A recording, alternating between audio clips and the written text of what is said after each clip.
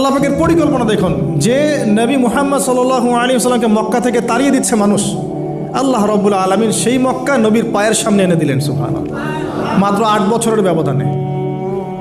যে বদর যুদ্ধে মুসলিমদেরকে একদম নিঃশেষ করে দেওয়ার প্ল্যান করা হয়েছে, ওই বদরেই আল্লাহ রাব্বুল আলামিন আবু জাহেলের মৃত্যু লিখে রাখলেন। যে ইউসুফকে কুয়ায় ফেলে দিল তার ভাইরা, সেই ইউসুফকে আল্লাহ পাক সেখান থেকে রাজপ্রাসাদ, সেখান থেকে কারাগার, সেখান থেকে আবার নিয়ে আসলেন মিশরের পলিটিক্যাল পাওয়ার। আল্লাহর পরিকল্পনা। যে ইয়াসরিব একসময় ইহুদিদের দাপটের জায়গা ছিল, ওই ইয়াসরিব মুসলিমদের করতলগত করলেন আল্লাহ পাক হিজরত করিয়া। বাদশাহ নাজাশী আবিসিনিয়ায়, আমি তো মালয়েশিয়াকে আবিসিনিয়া মনে করি, এখানে মাশাআল্লাহ এরকম পরিবেশ আছে, শান্তিপূর্ণ ইসলামী পরিবেশ। বাদশাহ নাজাশীর এরকম পরিবেশ ছিল। বাদশাহ নাজাশী কিন্তু মুসলিম ছিল না, সে খ্রিস্টান ছিল। তারপরেও নবীজি বলতেন বাদশাহ নাজাশীর রাজ্যে কেউ জুলুমের শিকার হয় না সুবহানাল্লাহ, যদিও সে মুসলিম ছিল না।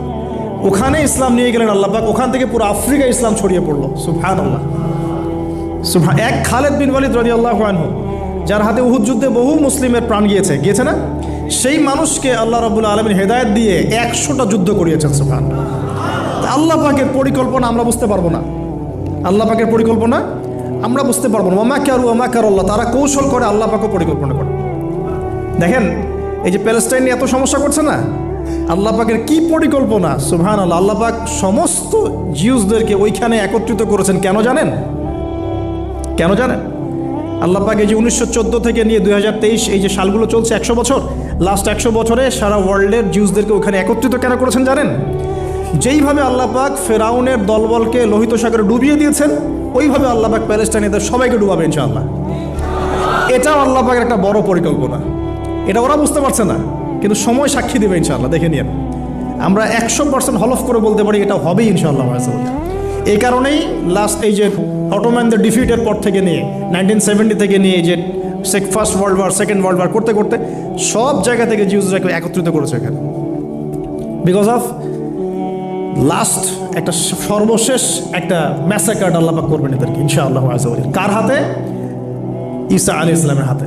আমাদের উম্মতের মধ্যে কে নেতৃত্ব দিবেন? ইমামুল মাহদি, যার নাম হবেন মুহাম্মদ। তার নাম কি? মুহাম্মদ। তার বাবার নাম আব্দুল্লাহ, তার মায়ের নাম হবে আমিনা। তো এটাও ক্লোজিং টাইম। এখন আসুন, তো আল্লাহ পাকের কি পরিকল্পনা। যৌবনকালটা আল্লাহ পাক মুসা আলাইহিস সালামকে ফেরাউনের ঘরেই কাটালেন, এবং আল্লাহ পাক মুসা আলাইহিস সালামকে 2টো গুণাবলী দিয়ে বড় করলেন। 2টো গুণাবলী মনে রাখবেন। এক হচ্ছে কওয়ি, তিনি শক্তিশালী ছিলেন, ফিজিক্যালি অনেক শক্তিশালী ছিলেন। আমিন মানে বিশ্বস্ত ছিলেন, কওয়িউল আমিন, মনে থাকবে ইনশাআল্লাহ। আমরাও আল্লাহর কাছে দোয়া করি, আল্লাহ আমাদেরকে কওয়ি বানিয়ে দিন এবং আমিন বানিয়ে দিন, আমিন। এবার যৌবনে উপনীত হয়েছেন, টকবকা রক্ত, বাইরে বের হয়েছেন। বাইরে বের হয়ে দেখছেন যে 2জন ব্যক্তি লড়াই করছে, রজুলান ইয়াকতাতুলান, 2জন ব্যক্তি মারামারি করছে। একজন মিন শিয়াতি, তার বনু ইসরাইল কওমের মধ্যে, আরেকজন হচ্ছে আদুই, তার শত্রুর মধ্যে। তো মুসা আলাইহিস সালাম গিয়ে সাহায্য করতে চাইলেন তার কম। আমরা বলি না দেশি ভাই সাপোর্ট দিই, তাই না? আচ্ছা, তো মুসা আলাইহিস সালাম গিয়ে সাপোর্ট দিতে গিয়ে শুনেন, ফাওয়াকাযাহু মুসা ফাকাদা আলাইহি, মুসা আলাইহিস সালাম মাত্র একটা ঘুষি দিয়েছেন, এক ঘুষিতেই ওই ব্যক্তি ডেড, স্পট ডেড। এই যে আমি গত একটা লেকচারে বলেছিলাম, চাইনিজ কন্টিনেন্টে যে মার্শাল আর্টসগুলো গড়ে উঠেছে, এই কোরআন থেকে গড়ে উঠেছে। তার আগে ওদের সভ্যতা ছিল, সংস্কৃতি ছিল, ঠিক আছে। এক ঘুষিতে মানুষ মারা যায়, এটা কোরআন বলেছে।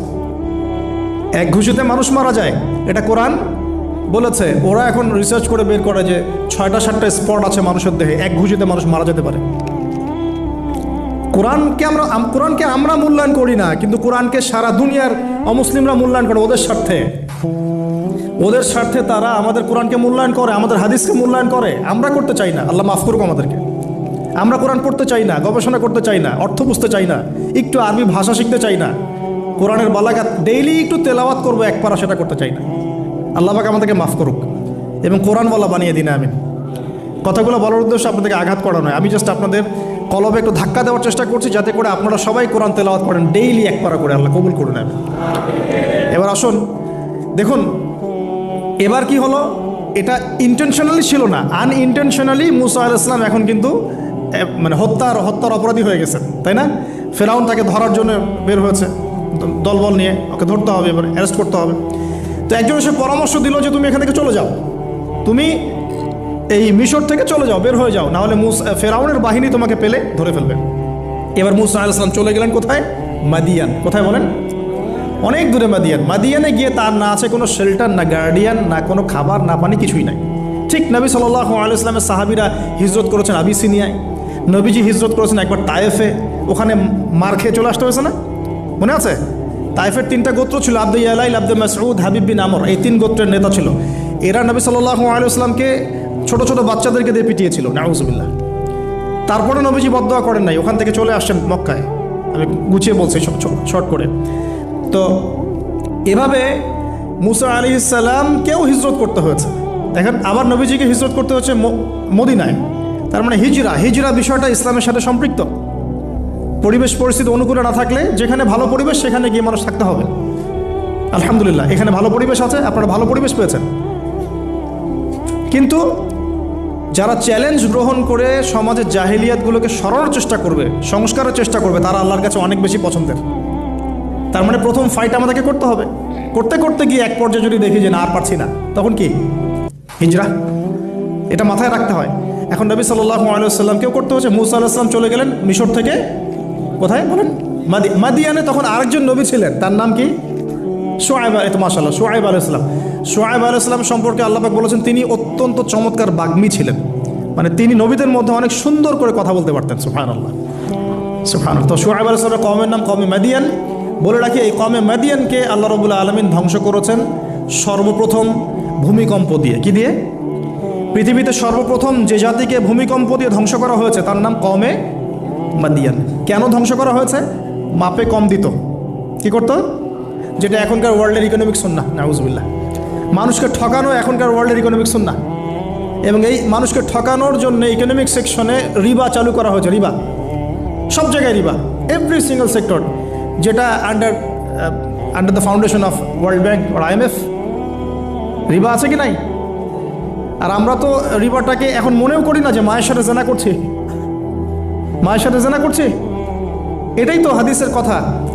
রিবার 70 শাখা আছে পাপের, 73 শাখা আছে পাপের, সর্বনিম্ন শাখা মায়ের সাথে জেনা করা, নাউজুবিল্লাহ। তো এটা ইকোনমিক সুন্নাহ হয়ে গেছে না এখন? মানুষকে ঠকানো, মাপে কম দেওয়া, রিবা। আর আমরা তো মাশাআল্লাহ ঘুষ ছাড়া কিছু হয় না।